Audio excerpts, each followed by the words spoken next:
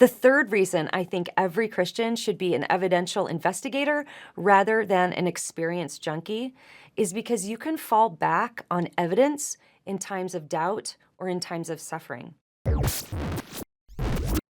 Hey everyone, this is Alisa Childers for 𝗧𝗦𝗍𝗓𝗏𝗧𝗏.org, and today I want to talk to you about why I think every Christian should be an evidential investigator rather than an experienced junkie. So if you grew up in the church like I did, chances are you had a few transcendent type mountaintop experiences, maybe at a summer camp or on a mission trip. Now, I had never really investigated the intellectual side of my faith. So if someone would have asked me when I was a kid and even a young teenager, why are you a Christian? I would have referred to one of these mountaintop type experiences as confirmation that Christianity was true. Now, there's someone else who has a similar story. So on a past video, I talked about Bart Campolo, who's the son of the famous evangelist Tony Campolo. Bart Campolo deconstructed out of the Christian faith and into secular humanism. And when he appeared on the Unbelievable podcast to have a discussion with Sean McDowell, he described his initial conversion to Christianity this way. Here's what he said. There's hundreds of kids there. It's Saturday night. There's candlelight and firelight, and everybody's singing, "Our God is an awesome God," and "We love you, Lord." And in the midst of that kind of environment, I had what I guess you would call a transcendent moment. I felt something. I felt like there was something happening in that room that was bigger than the group. I felt like I was connecting to something, and in that moment, that was God. I heard something. It was real to me. People that don't believe in transcendent experiences, I always think like, you haven't been to the right concert. You haven't used the right drugs. You haven't fallen in love with the right partner. These experiences are real, and I think whatever narrative you're in when you have one, it confirms that narrative. If I would have had that same transcendent moment with my friends in a mosque in Afghanistan, it would have confirmed Islam to me. But I was in the Christian world. So from that point on, Jesus was real to me. So in Campolo's own words, he became a Christian because of a transcendent experience, a feeling that resonated really deeply in his heart.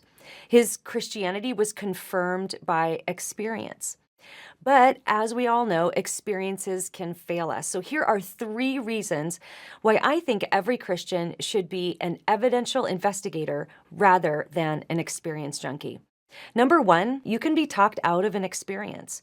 So famous actor Brad Pitt was also raised in a Christian home by evangelical Christian ministers. And in an interview with GQ magazine, he remembered experiencing some of the same feelings at rock concerts that he felt in Christian worship services. Here's what he said. I remember going to a few concerts, even though we were told rock shows are the devil, basically. Our parents let us go. They weren't neo about it, but I realized that the reverie and the joy and exuberance, even the aggression I was feeling at the rock show, was the same thing at the revival. One is Jimmy Swaggart and one is Jerry Lee Lewis, you know? One's God and one's devil, but it's the same thing. It felt like we were being manipulated. What was clear to me was, you don't know what you're talking about. So Pitt was wondering if the whole thing was just a manipulative sham, which led him to ask more serious questions at a really young age. So if a feeling or experience is what a person's faith is built upon, it can be easy to reinterpret that experience or even explain it away, especially when confronted with the reality of crushing evil and suffering or the arguments of a smart skeptic. So the second reason I think every Christian should be an evidential investigator rather than an experienced junkie is because our hearts and feelings lie. The prophet Jeremiah referred to the human heart as deceitful above all things and desperately sick. Proverbs 3:5-7 tells us not to lean on our own understanding. Jesus even described the human heart as being filled with thoughts like murder, adultery, sexual immorality, theft, false testimony, and slander. Proverbs 28:26 tells us that whoever trusts in his own mind is a fool. So in other words, do not, under any circumstances, follow your heart. Now, of course, this is the complete opposite of the themes that we're constantly encountering on social media and in entertainment. But when it comes to spiritual beliefs, trusting our feelings and following our hearts can lead to all sorts of aberrant theology, sinful choices, and a distortion of the true Christian faith. The third reason I think every Christian should be an evidential investigator rather than an experienced junkie is because you can fall back on evidence in times of doubt or in times of suffering. So one of the greatest apologists and evangelists in recent times is a man named Nabil Qureshi.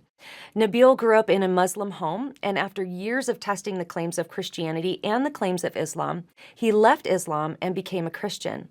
He paid a great price for this. He left his devout Muslim family heartbroken, and relationships were strained. But just at the peak of his growing and fruitful ministry, Nabil received news that he had stage 4 stomach cancer. At the age of 33 and with a new baby in tow, he believed that God was going to heal him, that there would be a miraculous intervention and an amazing testimony to tell after the healing had happened. And so a little over a year after receiving his diagnosis, he died. He documented his cancer journey on YouTube, and in one of the early videos, he expressed that he was a bit rattled by the grim prognosis. But he went back through his theology and all of the evidence for his belief in Christ. On his deathbed, looking worn and really like a shadow of his former self, he glorified God by doing the exact same thing.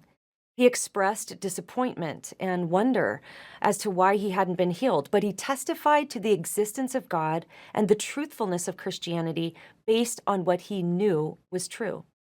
Nabil was faithful to the end, despite his suffering, despite any doubts that might have crept into his mind in the last days. But this is because he had a firm understanding of truth, and he submitted his feelings to that truth.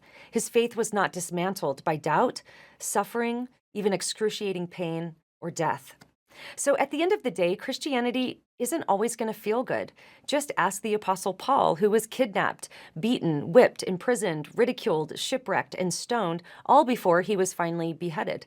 Christianity isn't always going to feel like it's working. Becoming an evidential investigator rather than an experienced junkie is what led former atheist J. Warner Wallace to this conclusion. He said, "I'm not a Christian because it works for me. I had a life prior to Christianity that seemed to be working just fine, and my life as a Christian hasn't always been easy. I'm a Christian because it's true. I'm a Christian because I want to live in a way that reflects the truth. I'm a Christian because my high regard for the truth leaves me with no alternative." In my experience, when I went through my own faith crisis, it wasn't the transcendent experiences that got me through. It was learning the evidence for the truthfulness of the worldview of Christianity, and that's what I found persuasive. That's what I stand on in times of doubt and suffering. It's wonderful to know that Christianity is true, whether I feel it or not. If you want to learn more about my ministry, you can go to youtube.com/𝗬𝗓𝗔𝗫. I'm also on Instagram and Facebook @𝗬𝗓𝗔𝗫, or you can check out crossexamined.org.